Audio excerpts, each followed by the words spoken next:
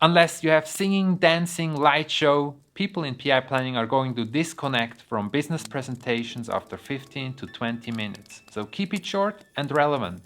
This is another excellent Shane Harrison advice. I can highly recommend to watch the whole PI planning cooking show episode, so click the link up here. But now, let's not waste any more time and see what's behind the 14th wicket. Oh, another surprise for those of you who would call yourselves true navigation nerds. With Control and the number key 4, you can switch to the next team board.